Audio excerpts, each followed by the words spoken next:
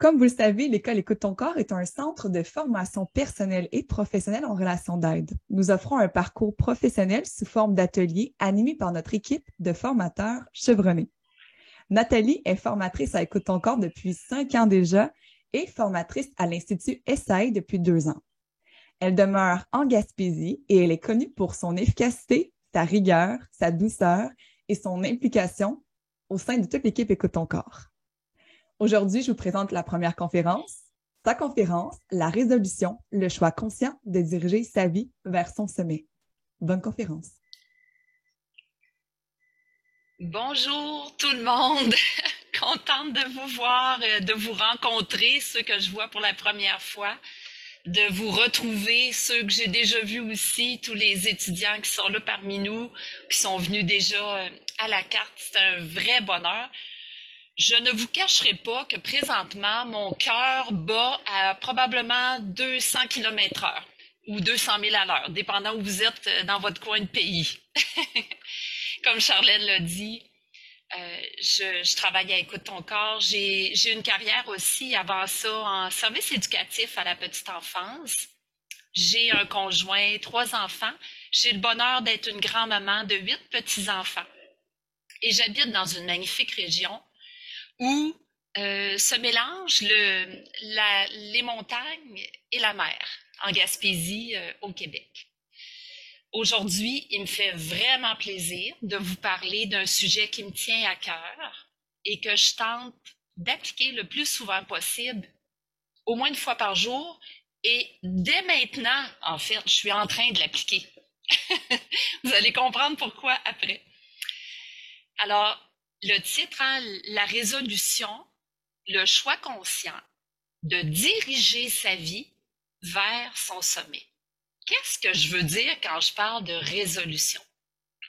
Sûrement que la majorité d'entre vous, vous avez déjà pris des résolutions du jour de l'an. Hein? Ça vous arrive-tu de faire ça? Vous pouvez me faire des petits signes de tête, hein? Vous avez le droit. Vous avez le droit de lever la main comme ça aussi, là, si vous voulez participer de votre côté. Ben, tout comme moi, j'en ai pris des résolutions de début d'année. La résolution du jour de l'an. Sûrement que la majorité d'entre vous, vous n'avez pas tenu toutes vos résolutions du jour de l'an. Tout comme moi, bien sûr, évidemment. Nous sommes des êtres humains. Ça arrive. On les oublie, on les change, on les grossit, on les diminue, on en ajoute en cours de route. Moi, personnellement, je me faisais même des résolutions une fois par mois, à la semaine. Le matin, en me levant, je me faisais des résolutions. Ah, aujourd'hui, là, je vais parler à mon patron sur son attitude hautaine envers moi. Arrivé à la fin de la journée, est-ce que j'avais mis en branle ma résolution? Pas toujours. Ah, aujourd'hui, là, ma résolution, c'est je vais sourire à au moins 3 personnes. En cours de route, il s'est passé tellement de choses que j'étais plus sur les dents que j'avais envie de sourire. Je sais pas si ça vous arrive, vous autres aussi, d'avoir comme ça des résolutions, mais de pas nécessairement les tenir. Qu'est-ce que c'est qu'une résolution? Est-ce que c'est un choix étrange, nébuleux, qu'on oublie facilement, rapidement, qui se noie dans les méandres du quotidien? Parfois oui, parfois c'est ça les résolutions. On va y aller avec une définition du Larousse. Le Larousse, il dit, au niveau de la résolution, c'est un acte par lequel, après réflexion, on décide volontairement d'accomplir quelque chose. Alors, nous avons une réflexion. Il y a comme 3 étapes là, dans le système. Il y a une réflexion. Ensuite, il y a une décision volontaire et une action, un passage à l'action. Il y a quelques synonymes de ce mot-là. Peut-être que les synonymes vous parleront davantage. Décision, détermination, disposition, intention, choix. Plusieurs questions se posent à nous. Qu'est-ce que ça veut dire prendre une résolution? Quelle résolution dois-je prendre? Est-ce que je dois en choisir 1, 2, 3 ou plus? Quand est-ce que je vais choisir ces résolutions-là et surtout, laquelle choisir? Plusieurs de nos résolutions sont basées sur une réflexion, mais une réflexion de peur. Je vais vous donner 2 exemples qui me sont arrivés afin d'illustrer mes propos d'une résolution basée sur la peur. Ça va vous aider à cerner où est-ce que je m'en vais avec ça. J'ai cru longtemps que la cuisine et moi, ça ne faisait pas bon ménage. Disons-le franchement, je suis clairement pas un cordon bleu en cuisine. Je me débrouille. Alors après une bonne réflexion, j'ai pris la résolution de cuisiner mieux. Là, je me pratiquais en faisant des petits gâteaux, des petits muffins, je sais pas comment vous le dites en France. Mais tout en cuisinant, je m'accusais intérieurement que je n'étais pas assez bonne, pas aussi bonne que toutes les femmes de ma famille qui cuisinent franchement mieux que moi. Que je n'étais pas capable d'innover, d'aller à l'instinct. Mon conjoint, lui, cuisine à l'instinct. Je n'étais pas capable d'aller à l'instinct, de cuisiner à l'instinct comme lui le faisait. Voyez-vous le genre de pensée qui m'habite à ce moment-là? Alors, j'ai pris une résolution de peur et je passe à l'action. Mais tout est basé sur la peur. Est-ce que c'est normal que mes gâteaux soient ni succulents ni présentables? Vous savez, des beaux gâteaux ronds, là, moi, ça fait plop, c'est le contraire. C'est des gâteaux crus. Et en plus, la dernière fois que j'ai utilisé une résolution basée sur la peur, je me suis trompée. J'ai mis le double des œufs dans ma recette. Mais où avais-je la tête? Certainement pas dans mon gâteau. Encore une fois, la résolution de peur qui m'habitait, je me suis traitée de tête de linotte. Je m'en suis voulu parce que je me disais que ce énième gâteau va être bon, mais seulement pour Madame la Poubelle. Et là, je me suis accusée de plus belle en me disant que, franchement, gaspiller de la nourriture, c'est pas bien. Alors, face à ce constat d'une résolution basée sur la peur, je prends un pas de recul, puis là, je peux bien voir que j'ai peur de ne pas être parfaite en cuisine, comme les femmes, aussi parfaites que les femmes de ma famille. De ne pas être à la hauteur. J'ai peur de ne pas réussir. J'ai peur d'être jugée. J'ai peur de gaspiller. J'ai peur finalement que ça ne vaille même pas la peine d'essayer de cuisiner. Cet exemple-là, il peut sembler assez banal, hein, cuisiner des gâteaux au chocolat en plus. Ça peut paraître banal, mais la plupart du temps, là, je vous dirais que c'est à travers une multitude de petites actions, banales en apparence, qu'inconsciemment, nous commençons à s'accuser, à se culpabiliser, à se comparer, à se diminuer. Parfois, on fait ça à voix haute, hein? Et que t'es gaspilleuse, Nathalie. Ah, que t'es tête de linotte. Mais souvent, c'est dans notre fort intérieur. On fait ça à voix basse. Est-ce que c'est normal de laisser tomber nos résolutions du jour de l'an et toutes les autres qui vont suivre dans l'année quand notre motivation interne, elle est basée sur la peur? Je vous donne un autre exemple. J'ai vécu il y a quelques années. Je roulais en ville sur un trajet. Je suis assez familière à ce trajet-là. Là, je circule sans trop faire attention, un peu distraite. Et j'ai tourné dans une mauvaise rue. Quel fut mon réflexe? Vous pensez quand j'ai réalisé que j'étais perdue? Parce que j'étais perdue. Eh bien, je me suis critiquée intérieurement d'être distraite. Instantanément et inconsciemment, j'ai pris une résolution basée sur la peur en me disant que je ferais mieux la prochaine fois, que je devrais toujours être vigilante au volant. Ouf, ouf, ouf. Alors encore une fois, cette résolution basée sur la peur m'a permis de réaliser que la peur dirigeait ma vie à ce moment-là. Peur de perdre mon temps, peur d'être perdue, peur de ne pas être assez vigilante, donc peur d'être étourdie, peur d'être distraite, d'être inconsciente, d'arriver en retard. 2 exemples qui nous montrent qu'au quotidien, dans toutes sortes de situations banales en apparence, et bien souvent inconsciemment, nous prenons 1001 résolutions basées sur la peur. Est-ce que ça vous parle jusqu'à maintenant? Est-ce qu'il y en a qui font ça, des résolutions sur la peur et qui s'accusent? Nous faisons des actions en fonction de ce que nous ne voulons pas, de ce que nous voulons éviter, de ce que nous voulons changer. Nous faisons des actions en fonction de ce que nous voulons modifier, des actions basées sur un réflexe conditionné de peur et non sur une réflexion. Et ça depuis des années. Nous décidons que ce n'est pas bien, donc que c'est mal. C'est mal de rater un gâteau, c'est mal de gaspiller, c'est mal de se tromper de chemin, n'importe quoi d'autre qui peut vous arriver. Et là, on essaie de se contrôler pour ne plus agir ainsi et on se critique de plus belle dès qu'on recommence. Est-ce que c'est normal qu'on en vienne à ne plus vouloir prendre d'action? Est-ce que c'est normal qu'on en vienne à douter de soi? Que ce soit même difficile de prendre des décisions, de faire des choix? Est-ce que c'est normal qu'avec des résolutions basées sur la peur, ça nous empêche d'être bien? Je résume. Je viens de faire 3 constats d'une résolution basée sur la peur. 1. On vient de voir ensemble que nous prenons plusieurs résolutions par jour, pas seulement au jour de l'an. Nous venons de découvrir qu'assez souvent, nos résolutions sont inconsciemment basées sur la peur.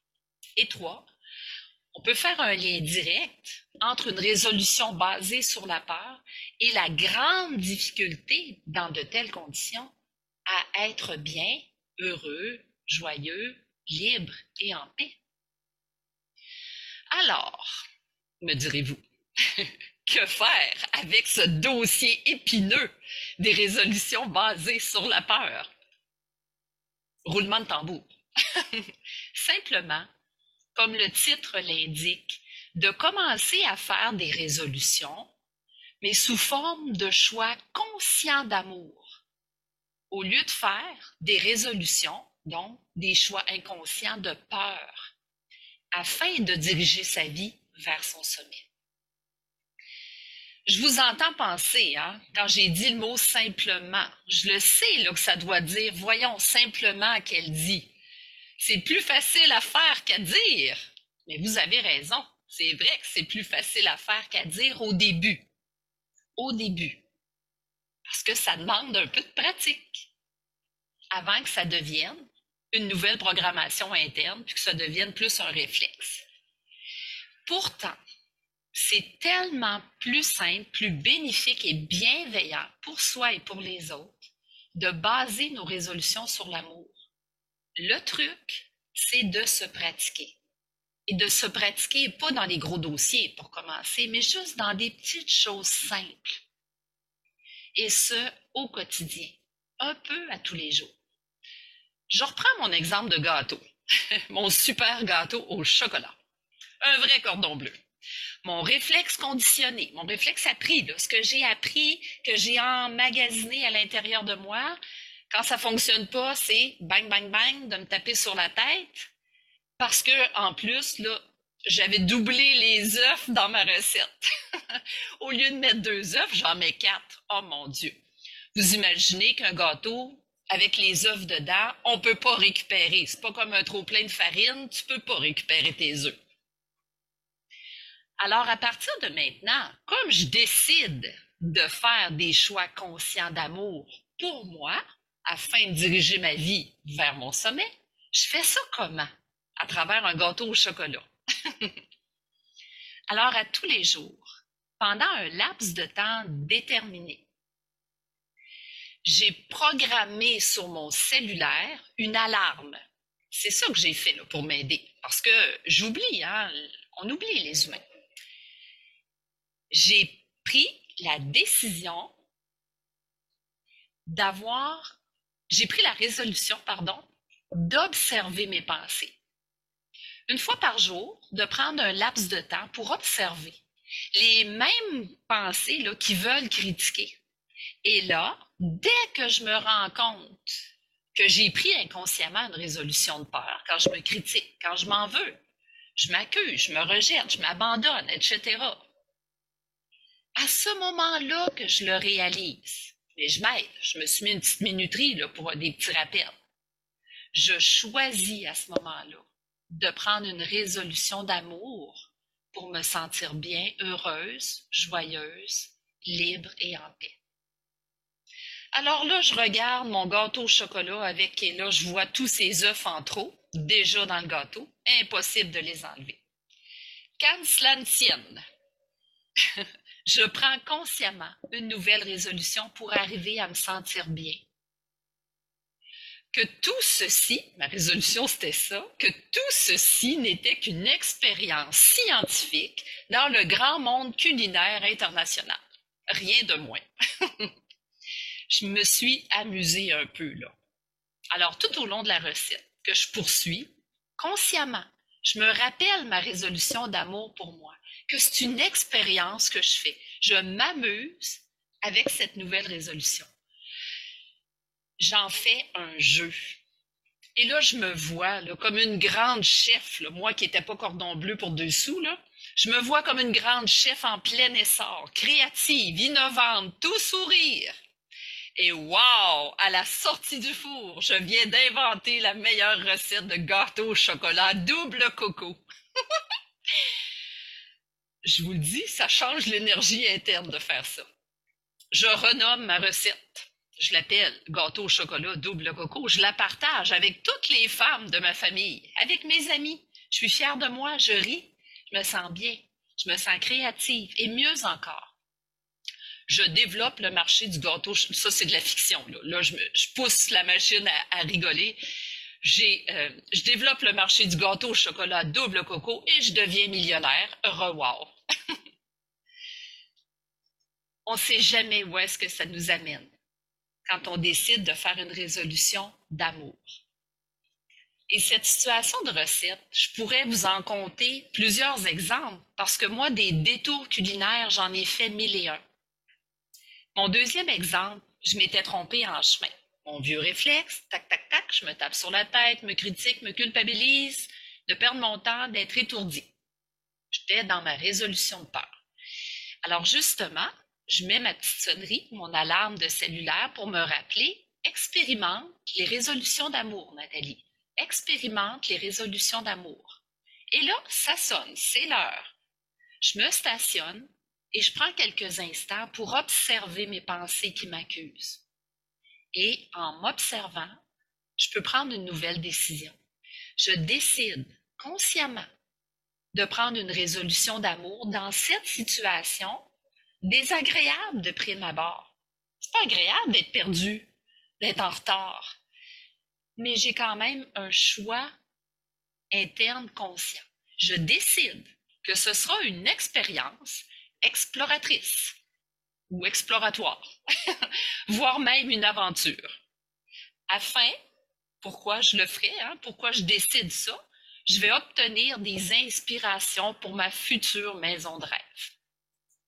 Alors là, c'est ce que je fais, je passe à l'action, je me promène dans ce quartier, mais au lieu de me taper sur la tête, je me promène dans ce quartier pour me retrouver.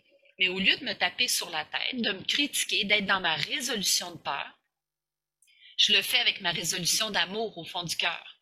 Et là, j'observe les maisons, le quartier, les terrassements, les volets, les fleurs, les portes. Il y a des gens qui flânent dans un parc. Il y a des arbres, il y a du soleil qui filtre à travers les branches de ces arbres-là. Et là, je me sens bien. Je me sens légère, dégagée. Je me sens libre et détendue. Et wow! Je découvre la maison de mes rêves. Et comme je suis devenue millionnaire grâce à mes gâteaux au chocolat double coco, ben là, je sais en plus que je peux m'acheter cette maison. Donc, nous venons de faire ensemble 3 constats d'une résolution basée sur l'amour. Nous venons de voir que nous pouvons, à chaque instant, mais on peut se le programmer sur le cellulaire ou sur une minuterie quelconque, nous pouvons observer nos pensées, nos vieux réflexes conditionnés. Constater que certaines de nos pensées sont non bénéfiques pour soi. Nous venons de découvrir que nous avons le pouvoir de prendre consciemment de nouvelles résolutions basées sur l'amour au lieu de rester dans la peur. Et nous venons de faire un lien entre une résolution basée sur l'amour et l'impact bénéfique pour soi. Mon titre, la résolution le choix conscient, un choix conscient de diriger sa vie vers son sommet. Le but de cette conférence, c'est vraiment de vous faire prendre conscience que vous l'avez, ce choix. La peur ou l'amour. Vous avez le droit des deux. Vous avez le droit d'utiliser les résolutions inconscientes de peur et les laisser diriger votre vie. Vous avez le droit aussi, et même la responsabilité, d'utiliser les résolutions d'amour comme un choix conscient afin de diriger votre vie. Et ça au quotidien, à chaque instant, à chaque heure, à chaque moment, à chaque seconde, à tout moment. Je vous ai donné 2 exemples de conflits personnels que nous pouvons, personnel, c'est de moi à moi, là. Donc, 2 conflits personnels qu'on peut tous vivre de temps en temps, cuisiner ou se perdre en voiture. Alors maintenant, transposez cette même méthode-là, que j'utilise très régulièrement, transposez-la dans une situation conflictuelle avec les autres. Dans une situation conflictuelle, le réflexe conditionné, c'est souvent une résolution inconsciente de peur, avec toutes sortes de pensées qui alimentent le conflit, qui me font souffrir, qui me font tourner en rond. L'autre a tort, j'ai raison, ou l'inverse, je me culpabilise, je me rejette. Mais même dans une situation difficile avec les autres, une situation désagréable, souffrante, qu'elle soit en parole ou dans les silences, en gestes, en pensée, en action ou en non-action, l'utilisation consciente de la résolution d'amour vous permettra de transformer ce qui se passe en vous au lieu de générer davantage de souffrance. Et si vous arrivez à transformer puis réussir à être bien, vous allez avoir plus de facilité à diriger votre vie vers votre sommet. Avec une résolution consciente d'amour, je vais me positionner autrement. Je m'ouvre au lieu d'être sur la défensive avec mes gants de boxe prête à me battre. Je ne suis pas dans un mode de victime. Je vois la situation souffrante comme une occasion de grandir, d'apprendre sur moi, une nouvelle expérience scientifique, comme les gâteaux. Juste le fait d'avoir cette approche, ça permet d'avoir de nouvelles idées, explorer un nouveau quartier. Ça permet d'avoir des solutions innovantes, comme un super gâteau au chocolat double coco. Moi, là, aujourd'hui, j'ai le goût de vous mettre au défi. Au défi de programmer une minuterie, un cellulaire, un petit rappel quotidien. 5 minutes, juste 5 minutes, afin de faire les étapes de la résolution d'amour. 1. Prendre le temps de vous observer dans vos vieux réflexes, toutes les pensées qui vous habitent, les paroles qui sortent de votre bouche, les actions que vous portez. 2. Décider. Décider quelle résolution vous désirez expérimenter. 3. Constater la différence entre les deux, les bénéfices que vous allez en tirer. Alors, comme moi, comme bien d'autres à l'école Écoute ton corps, vous pourrez dire « Wow! Je dirige ma vie vers mon sommet. » Et qui dit sommet, dit hauteur. Qui dit hauteur, prendre de la hauteur, dit nouvelle perspective, nouvelle vision, nouvelle création. Les bénéfices sont nombreux d'utiliser consciemment les résolutions d'amour. Vous allez développer un sens de l'observation de votre monde intérieur. Vous aurez plus de conscience de vos schémas de pensée, plus d'amour pour vous, plus de pouvoir sur votre vie au lieu de laisser les peurs diriger. Et ça va vous emmener doucement vers plus de paix intérieure par le fait même, plus de paix avec les autres. Et par le fait même, nous allons pouvoir vivre cette grande mission d'écoute ton corps, c'est-à-dire la paix mondiale, un cœur à la fois, une résolution d'amour à la fois.